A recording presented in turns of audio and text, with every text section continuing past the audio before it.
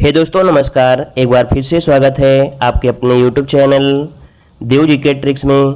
तो दोस्तों हम यहाँ पर डेली की तरह यहाँ पर 3 बजे लेखपाल का मॉडल पेपर सॉल्व करने वाले हैं, जो कि ये डेली क्लास आपकी होती है और निर्धारित समय पर होती है।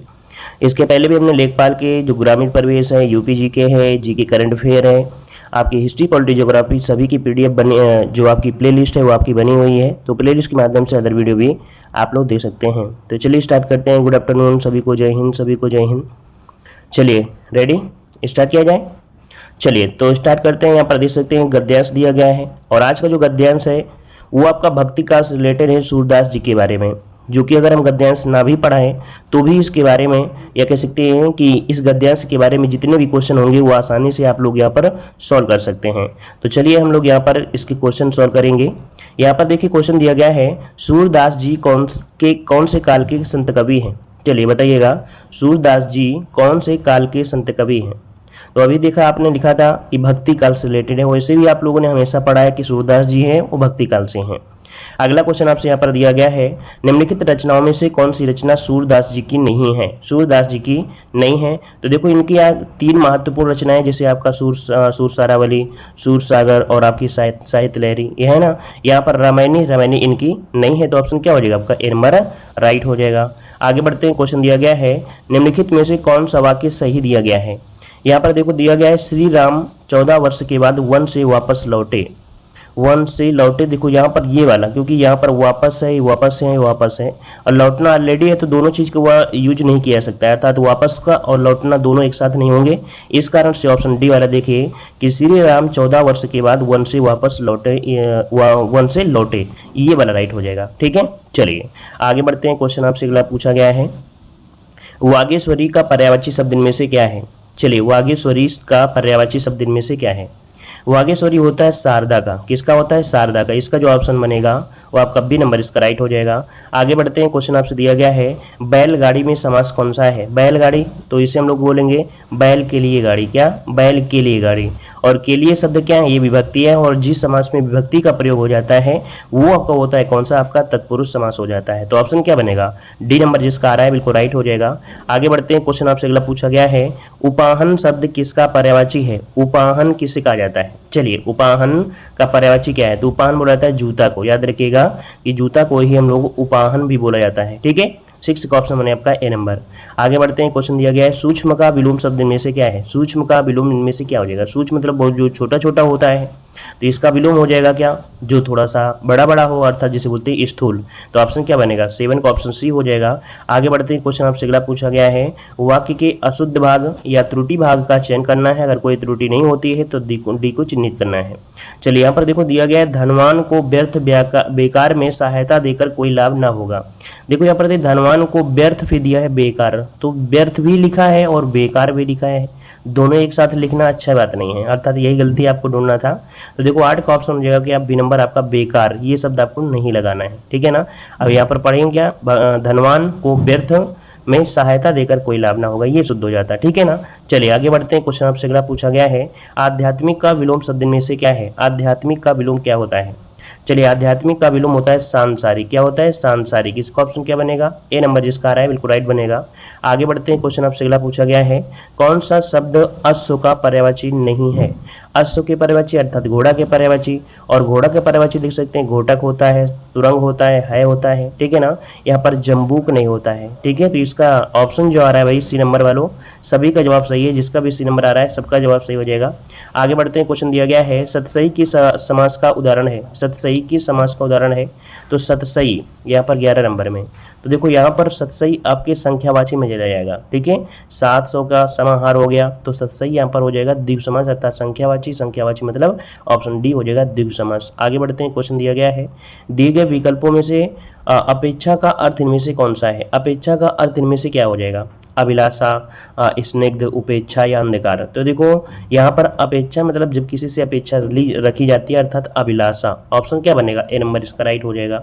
चलिए अगला क्वेश्चन दिया गया है, निम्नलिखित में से कर्ता कारक का परसर्ग बताइए। देखिए कितना इजी क्वेश्चन आपका दिया गया है, कर्ता ने कर्म को, तो आपका हो जाएगा क्या, बी नंबर हो जाएगा कर्ता ने। ठीक है, आगे बढ़ते हैं। क्वेश्चन दिया गया है, निम्नलिखित में से कौन सा कथन सत्य नहीं है। कौन सा कथन सत्य नहीं है, यहाँ पर देखिएगा तो कह रहा है संस्कृत में 3 वचन होते हैं। अच्छा ठीक है, हिंदी में 2 वचन होते हैं, हिंदी में 2 लिंग होते हैं, संस्कृत में हिंदी की तरह 2 लिंग होते हैं। तो देखो यहाँ पर दिया है, कह रहा है आपसे लिंग, है ना, तो कह रहा है आपसे संस्कृत में हिंदी की तरह 2 लिंग होते हैं। तो उसमें भाई उभयलिंग होता है, यहाँ तो स्त्रीलिंग पुल्लिंग होता है, लेकिन उभयलिंग, इसका मतलब ऑप्शन डी वाला यहाँ पर नहीं सही होगा। आगे बढ़ते हैं, क्वेश्चन दिया गया है, कह रहा आपसे यहाँ पर दांत काटी रोटी का अर्थ क्या होता है। दांत काटी रोटी, गहरी दोस्ती, प्रतिवाद, गहरी दुश्मनी या पीछे पड़ना। तो देखो दांत काटी रोटी, इसका ऑप्शन क्या बनेगा, ऑप्शन बनेगा आपका ए नंबर, गहरी दोस्ती हो जाता है। ठीक है, चलिए आगे बढ़ते हैं। क्वेश्चन आपसे अगला पूछा गया है, कल तापमान अधिक होगा, इस वाक्य का काल पहचानिए। देखो होगा शब्द आपको दिया गया है, जब होगा शब्द आपको दिया गया है तो यहाँ पर क्या होगा, भविष्यकाल की बात कर रहा है, और ऑप्शन में कौन सा है, ऑप्शन सी नंबर हो जाएगा। अगला क्वेश्चन दिया गया है, अपाद मस्तक शब्द के लिए एक शब्द बताइए। अपाद मस्तक शब्द के लिए एक वाक्य बताना है 17 नंबर में। तो यहाँ पर दिया हुआ, जिसकी कामनाएं पूर्ण हो चुकी हों, वह जो पैरों से पान करता हो, पैर से मस्तक, देखो इसका होता है ऑप्शन सी नंबर कि पैर से मस्तक तक को बोला जाता है अपाद मस्तक। तो ऑप्शन क्या बनेगा, सी नंबर हो जाएगा। सब लोग भाई वीडियो को लाइक शेयर कर दीजिएगा, जो लोग ऑफलाइन देख रहे हैं ऑफलाइन भी वीडियो को लाइक करिए। किस शब्द की वर्तनी शुद्ध दी गई है, यहाँ पर 18 नंबर में। तो देखो यहाँ पर दिया गया है आधीन, देखो आधीन नहीं होता, अधीन होता है, मतलब यहाँ पर बड़ा की जो मात्रा है वो गलत दी गई है। व्यवहारिक होता है, अर्थात या में बड़ा की मात्रा होती है, ये भी गलत दिया है। मिष्टान्न होता है, क्या होता है, मिष्टान्न, मिष्ठान नहीं होता, मिष्टान टा लगा होना चाहिए, अर्थात ये भी गलत दिया है। तो ऑप्शन क्या हो जाएगा, अत्यधिक, बिल्कुल से आपका राइट है। अगला दिया गया है, तद्भव शब्द आपको बने हैं। तद्भव शब्द जो बना है किससे बना हुआ है।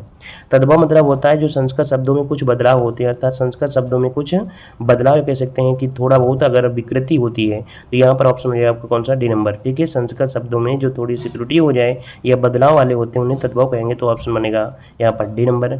अगला है, जूतम पैजार मोहरे का अर्थ क्या होता है। जूतम पैजार मोहरे का सही अर्थ इनमें से क्या हो जाएगा। तो देखो लड़ाई झगड़ा होना, लूट मचाना, तो यहाँ पर ऑप्शन क्या हो जाएगा, लड़ाई झगड़ा हो जाना, एक नंबर आपका राइट हो जाएगा।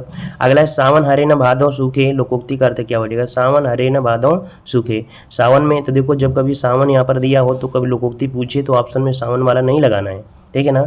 अब यहाँ पर देखिए असंभव बात या सदा एक सीधा सा, तो ऑप्शन बनेगा डी नंबर, सदा एक सीधा सा। ठीक है, आगे बढ़ते हैं। क्वेश्चन दिया गया है, भगवान शब्द का स्त्रीलिंग आपको बताना है। भगवान का स्त्रीलिंग क्या होता है, कई बार आपको बताया है।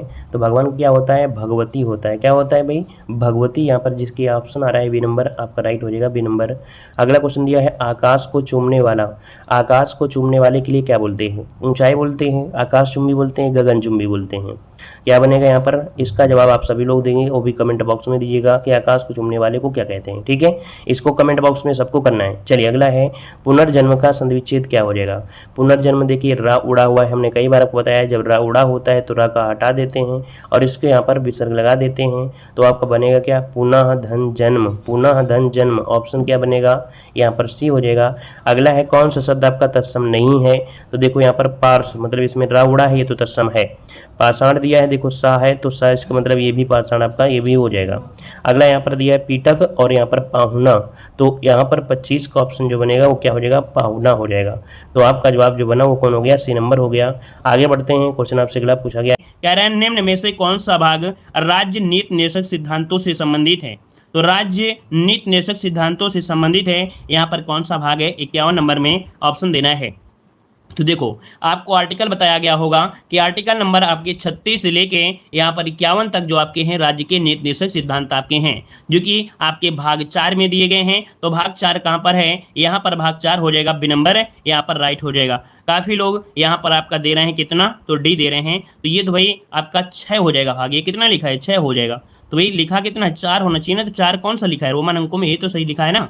चलिए आगे बढ़ते हैं। क्वेश्चन दिया गया है कि काली मिट्टी को मिट्टी के नाम से भी जाना जाता है। जो आपकी काली मिट्टी है इसको किस मिट्टी के नाम से जानते हैं। यहाँ पर देखिए, इसे काली मिट्टी को हम लोग जानते हैं रेगुर मिट्टी, है ना, रेगुर मिट्टी, जो कि ऑप्शन आपका बी हो जाएगा, जो कि कपास की खेती के लिए सबसे महत्वपूर्ण है और आपके महाराष्ट्र वाले क्षेत्र में पाई जाती है। महाराष्ट्र में काली मिट्टी का विस्तार आपका अधिक है। अगला क्वेश्चन दिया गया है कि जलियांवाला बाग हत्याकांड निम्नलिखित में से किस तारीख से जुड़ा हुआ है। जलियांवाला बाग हत्याकांड निम्नलिखित में से किस तारीख से जुड़ा हुआ है, यहाँ पर 53 का जवाब दीजिएगा। तो देखो आपको पता है कि 13 अप्रैल 1919 को क्या था, बैसाखी का शुभ दिन था। कब, 13 अप्रैल 1919 को वैसाखी का शुभ दिन था और बाग में शांतिपूर्ण विरोध के लिए कई लोग इकट्ठा हुए थे। जनरल डायल ने भीड़ पर गोली चला दिया था, है ना। तो मतलब आपका आंसर क्या हो जाएगा, यहाँ पर आंसर आपका हो जाएगा कौन सा भी, 13 अप्रैल 1919, ये नंबर राइट हो जाएगा। ठीक है, 13 अप्रैल, हाँ ठीक है, ये नंबर आपका राइट हो जाएगा। अगला क्वेश्चन दिया है, निम्न में से किसने वर्ष 2020 का पुलित्जर पुरस्कार जीता है।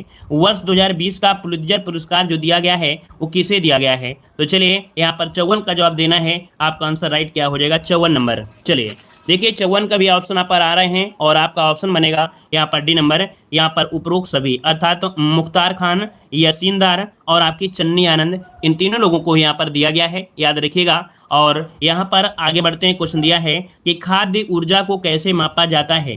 खाद्य ऊर्जा को कैसे मापा जाता है, मीटर से, किलोवाट से, कैलोरी से या किलोग्राम से मापते हैं। यहाँ पर आपका आंसर राइट क्या होगा 55 नंबर में।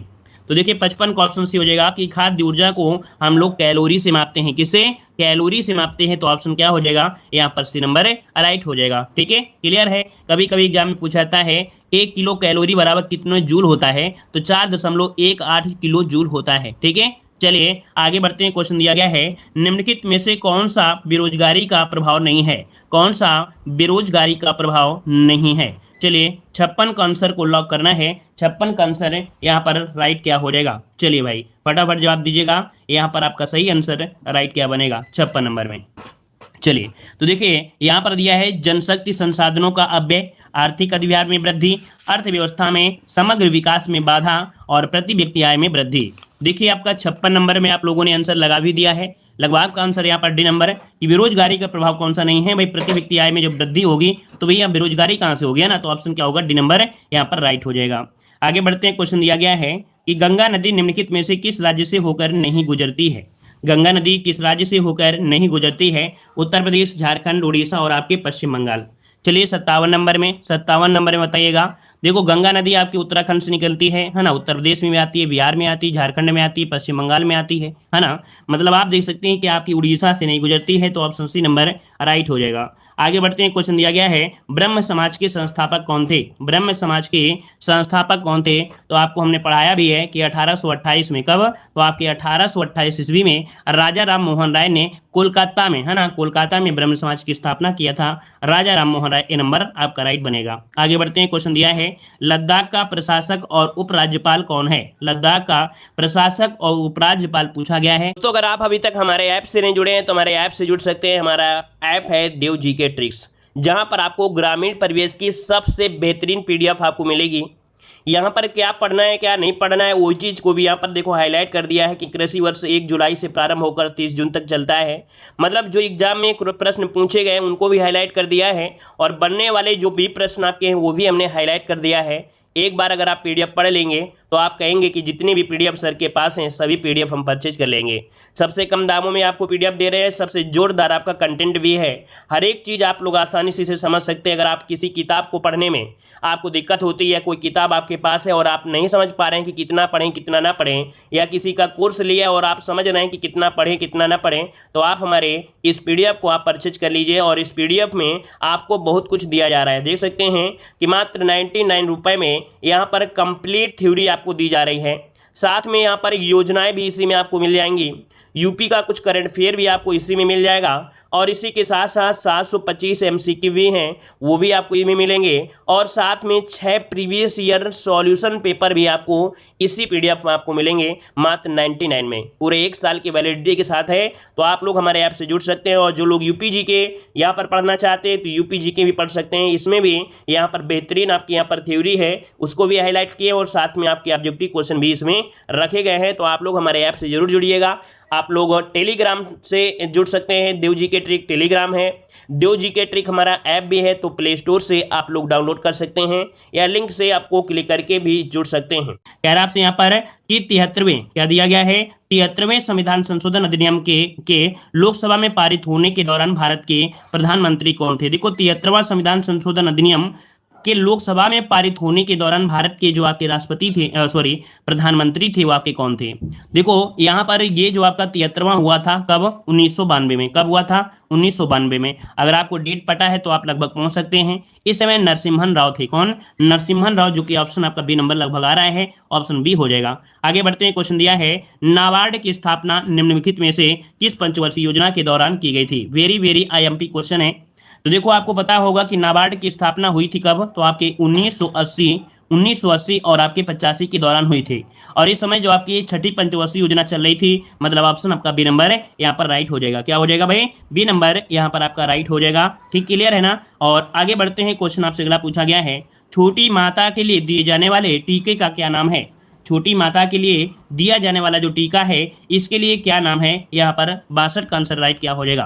तो देखिए इसे बोला जाता है वैरिकाला वैक्सीन। क्या बोला जाता है? वैरिकाला वैक्सीन। इसे नोट कर लीजिएगा, ठीक है, स्क्रीनशॉट लीजिएगा, एक दो बार पढ़ेंगे तो ये भी आपको रट जाएगा। ऑप्शन बी हो जाएगा वैरिकाला वैक्सीन। आगे बढ़ते हैं। क्वेश्चन दिया गया है शिवालिक किसकी सबसे बाह्य श्रेणी है? शिवालिक किसकी सबसे बाह्य श्रेणी है? शिवालिक किसकी सबसे बाह्य श्रेणी है? क्वेश्चन अभी हाल ही में एग्जाम में पूछा गया था। तो देखिए आपका आंसर हो जाएगा ये हिमालय की सबसे बाह्य श्रेणी है, जो कि आपकी शिवालिक श्रेणियां हैं। ए नंबर हो जाएगा। ठीक है ना? पटकई ने बताना है, यहाँ पर शिवालिक बताना है। अगला क्वेश्चन दिया गया है यार आपसे कि 78 ईस्वी में शक युग की शुरुआत किसने की थी, जिसका उपयोग आज भी भारत सरकार द्वारा किया जाता है?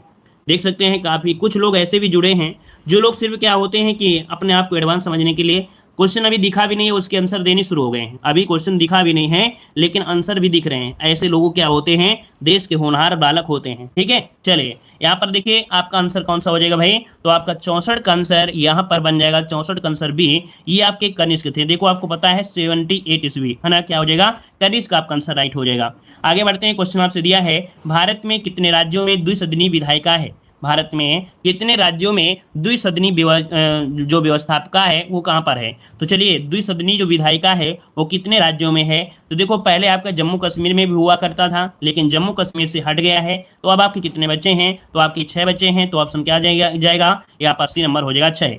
नेक्स्ट क्वेश्चन दिया है मानव विकास सूचकांक की गणना करते समय निम्न में से किस सूचकांक पर विचार नहीं किया जाता है? अगर आपको मानव विकास सूचकांक की गणना करना है तो इसके लिए क्या होता है कि यहाँ पर जीवन प्रत्याशा अर्थात उनको जीवन कितने दिनों तक उनका जीवन है, शिक्षा क्या है और आपकी आय क्या है, लेकिन आवास का कोई भी ऐसे रिलेशन नहीं होता है। तो ऑप्शन आपका सी नंबर राइट हो जाएगा। ठीक है, आगे बढ़ते हैं। क्वेश्चन दिया है कि अलेक्जेंडर फ्लेमिंग की खोज के लिए जाना जाता है। तो अलेक्जेंडर फ्लेमिंग को जाना जाता है किसकी खोज के लिए?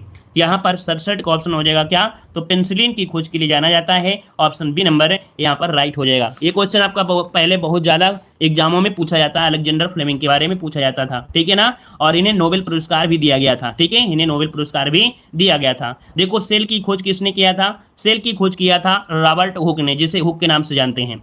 नाभिक की खोज आपके रदरफोर्ड ने किया था। ठीक है, और यहाँ पर आगे बढ़ते हैं। क्वेश्चन दिया गया है कि वर्ष 1973 में प्रोजेक्ट टाइगर को किस राष्ट्रीय उद्यान में शुरू किया गया था? अर्थात जो प्रोजेक्ट टाइगर शुरू किया गया था वो आपके यहाँ पर 73 में, तो आपके कहाँ से स्टार्टिंग हुई थी? तो जिम कार्बेट है ना? क्या? जिम कार्बेट ऑप्शन आपका ए नंबर है यहाँ पर राइट हो जाएगा। जिम कार्बेट में इसकी शुरुआत की गई थी 1 अप्रैल 1947 से। ठीक है, चलिए आगे बढ़ते हैं। क्वेश्चन आपसे 73 में किया गया था, मतलब ये बना था जब। ठीक है, और प्रोजेक्ट टाइगर आपके जिम कार्बेट से। आगे बढ़ते हैं। क्वेश्चन दिया गया है कि भारत के लोकसभा में कितने सदस्य राष्ट्रपति द्वारा नामित किए जाते हैं? तो ये बताइए लोकसभा में की बात किया है, लोकसभा में।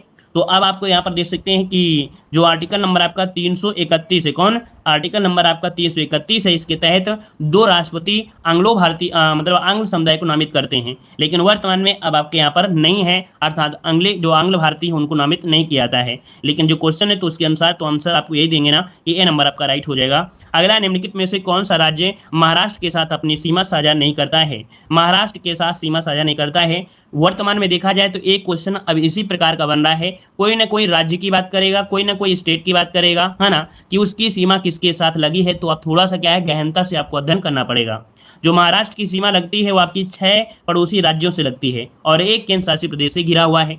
ये 6 राज्य में गुजरात, मध्य प्रदेश, तेलंगाना, छत्तीसगढ़, कर्नाटक, गोवा, दादरा नगर हवेली से मिलती है। मतलब आपका यहाँ पर देख सकते हैं कौन सा पॉइंट आपको नहीं मिला है, तो 70 का आंसर हो जाएगा यहाँ पर आंध्र प्रदेश आपका राइट हो जाएगा। आंध्र प्रदेश से नहीं मिलती है। ठीक है, आगे बढ़ते हैं। क्वेश्चन आपसे दिया गया है कि निम्न में से किसने राष्ट्रीय संस्थागत रैंकिंग फ्रेमवर्क 2020 में पहली रैंक प्राप्त किया है? यहाँ पर आपको आंसर देना है।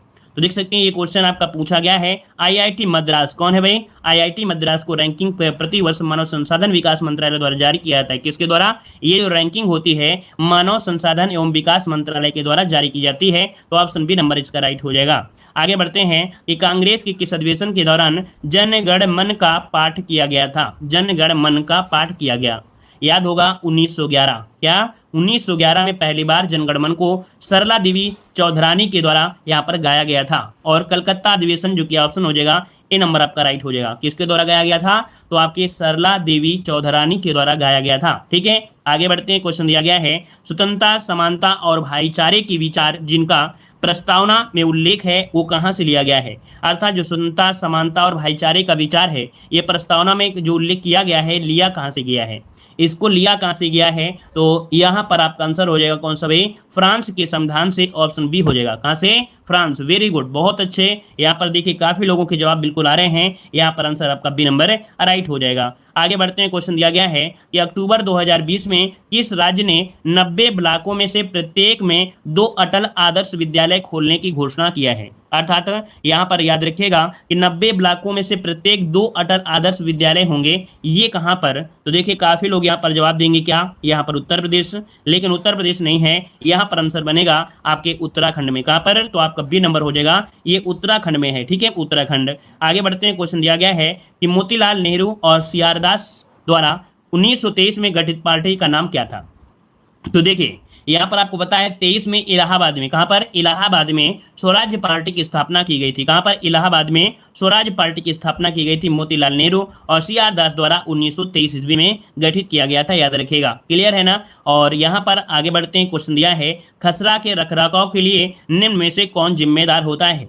खसरा, ये खसरा कौन सा है? खसरा खतौनी वाला है। ठीक है, तो खसरा क्या है? एक विशिष्ट भूखंड संस्था है जो कि भूमि के किसी टुकड़े की दी जाती है। अर्थात यहाँ पर जो आपका आंसर है आपका 76 नंबर में, वो आपका राइट आंसर हो जाएगा ए नंबर। लेखपाल जिम्मेदार होता है। कौन? लेखपाल जिम्मेदार होता है इसके रखरखाव से। अगला क्वेश्चन दिया गया है इनमें से कौन सा घटक पीएम आशा योजना के तहत उपलिखित है? देखिए पीएम आशा योजना के तहत आपका है, तो देखिए यहाँ पर पीएम आशा योजना जो कि 2018 क्या 2018 में प्रारंभ किया गया था और इसके लिए बजट में 500 करोड़ का आवंटन सुनिश्चित किया गया था।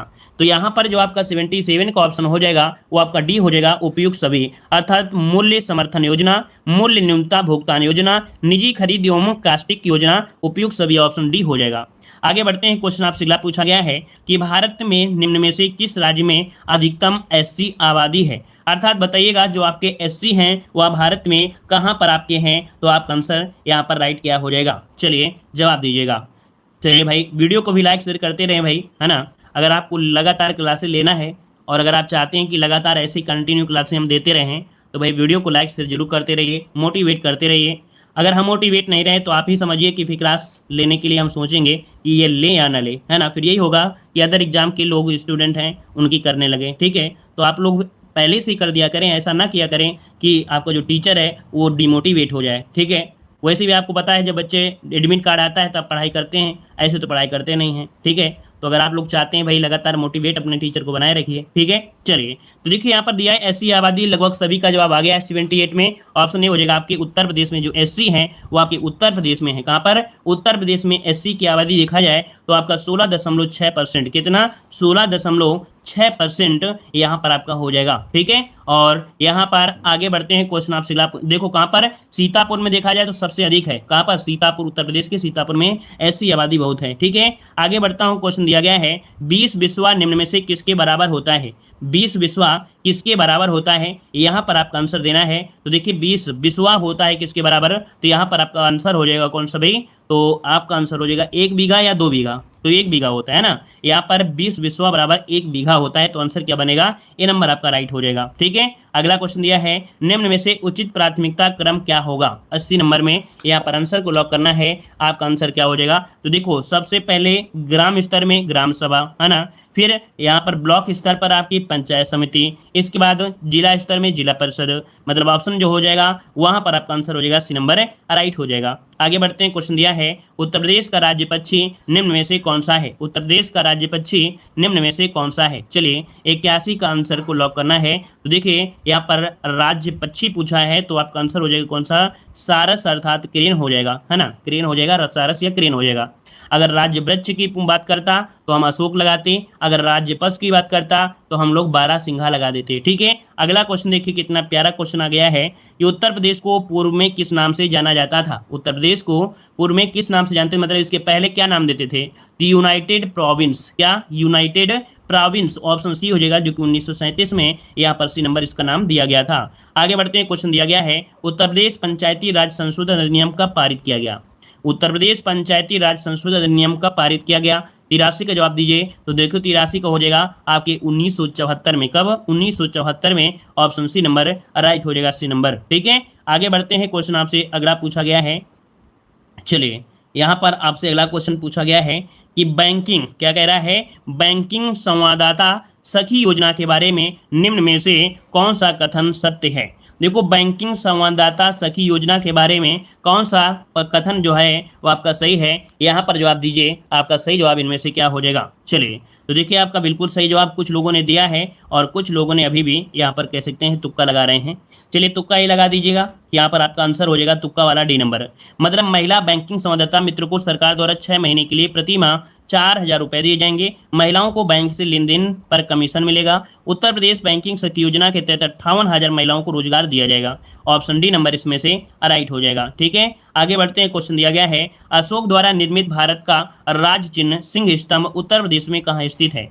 सिंह स्तंभ है ये उत्तर प्रदेश में कहाँ पर स्थित है। 85 का आंसर को लॉक करना है। आपका सही आंसर 85 में क्या हो जाएगा। तो देखिए ये सारनाथ में है, कहाँ पर है, सारनाथ, जो कि आप सभी लोगों को पता है सारनाथ हो जाएगा। ठीक है, अगला क्वेश्चन है उत्तर प्रदेश भारत के चावल उत्पादन राज्यों में कौन सा स्थान रखता है। उत्तर प्रदेश भारत के चावल उत्पादक राज्यों में कौन सा स्थान रखता है। चलिए कौन सा स्थान है, पहला या दूसरा। चलिए दूसरा आ रहा है, तो दूसरा हो जाएगा क्योंकि पहला स्थान आपके पश्चिम बंगाल का है। ठीक है, पहला स्थान है पश्चिम बंगाल का है। ठीक है, उसके बाद उत्तर प्रदेश का स्थान आता है। अगला क्वेश्चन दिया है उत्तर प्रदेश आसान किस्त योजना में कितनी किस्तें प्रदान की जाती हैं। उत्तर प्रदेश आसान किस्त योजना में कितनी किस्तें प्रदान की जाती हैं। यहाँ पर 87 का आंसर आपका राइट क्या हो जाएगा। तो 87 का आंसर हो जाएगा यहाँ पर आपका ए नंबर। 6 किस्त होती हैं। ठीक है, 6 किस्त। ये यूपी आसान किस्त योजना शुरुआत की गई थी कब। यूपी आसान किस्त योजना शुरुआत की गई थी 1 फरवरी 2020 को। 1 फरवरी 2020 को ये प्रारंभ की गई थी। इसके अंतर्गत किसान अपने बकाया ट्यूबवेल बिजली बिल का भुगतान 6 आसान किस्तों में कर सकते हैं। अर्थात जो ट्यूबवेल का बिजली बिल भुगतान है उसे 6 आसान किस्तों में भुगतान कर सकते हैं। आगे बढ़ते हैं, क्वेश्चन दिया गया है निम्नलिखित में से किस वर्ष उत्तर प्रदेश में चकबंदी शुरू हुई थी। देखो दिया चकबंदी जो शुरू हुई वो आपके कब, तो देखो हमने बताया था 4 से चकबंदी और 4 से 54, है ना, हमेशा ऑप्शन मिलेगा 4 से चकबंदी 4 से 54, है ना, और 12 से 92 और 92 में हो जाता है दूसरा, है ना, मतलब यहाँ पर किसान बही। तो इसका आंसर क्या हो जाएगा, ए नंबर आपका हो जाएगा। तो चकबंदी 1954। आगे बढ़ते हैं, क्वेश्चन दिया गया है उत्तर प्रदेश में रानी लक्ष्मीबाई बांध परियोजना किस नदी पर स्थित है। उत्तर प्रदेश में रानी लक्ष्मीबाई जो आपकी बांध है वो कहाँ पर है, 89 नंबर में। तो भाई ये बेतवा नदी पर है। कहाँ पर है, बेतवा नदी पर। तो ऑप्शन सी नंबर होगा बेतवा नदी। अगला क्वेश्चन दिया है उत्तर प्रदेश में कुल सिंचित भूमि का कितने प्रतिशत नहरों द्वारा सिंचित होता है। उत्तर प्रदेश में कुल सिंचित भूमि का कितने प्रतिशत नहरों द्वारा होता है। तो नहरों द्वारा अगर देखा जाए तो आपका 30% नहरों द्वारा होता है। कितना, 30% जो होता है वो नहरों द्वारा सिंचाई होती है, याद रखिए उत्तर प्रदेश में। अगला क्वेश्चन दिया गया है, कह रहा है कि आपका जवाहर रोजगार योजना किस पंचवर्षीय योजना में शुरू की गई थी। देखो योजनाओं से संबंधित आप लोग पढ़ते रहिएगा, है ना। जवाहर रोजगार योजना किस पंचवर्षीय योजना में शुरू किया गया। देखो ये शुरुआत हुई थी आपके कब, तो आपके कह सकते हैं 1989 के समय, 1989 में।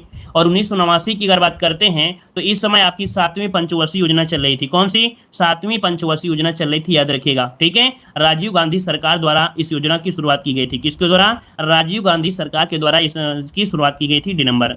अगला क्वेश्चन दिया गया है, उत्तर प्रदेश में कौन सी मृदा अधिकतम पाई जाती है। उत्तर प्रदेश में कौन सी मृदा अधिकतम पाई जाती है, यहाँ पर 92 का आंसर देना है। तो आपको पता है गंगा और यमुना के बीच जलोढ़ मिट्टी है जो कि काफी उपजाऊ है, तो ऑप्शन बी नंबर यहाँ पर राइट हो जाएगा, आपकी जलोढ़ मिट्टी पाई जाती है, ठीक है। और यहाँ इसके लिए चावल, मक्का, गेहूं, गन्ना आदि के लिए बहुत अनुकूल मिट्टी है जो कि जलोढ़ मिट्टी है। अगला है 2011 की जनगणना के अनुसार उत्तर प्रदेश की जो जनसंख्या है वो आपकी कितनी है। तो उत्तर प्रदेश की जो जनसंख्या है वो कितनी है, तो लगभग बोलते हैं 20 करोड़। मतलब यहाँ पर देखो 19 वाला है कोई, 19, 98, 12, 341, ऑप्शन डी नंबर इसका राइट होगा, डी नंबर राइट हो जाएगा, ठीक है। चलिए आगे बढ़ते हैं। क्वेश्चन दिया गया है, उत्तर प्रदेश का कौन सा नगर ताला उद्योग के लिए जाना जाता है। ताला उद्योग के लिए जानते हैं, यहाँ पर आपका आंसर क्या हो जाएगा। तो देखिए 94 का आंसर हो जाएगा अलीगढ़। अलीगढ़ है, ताले के लिए जाना जाता है, ऑप्शन बी नंबर आपका राइट हो जाएगा।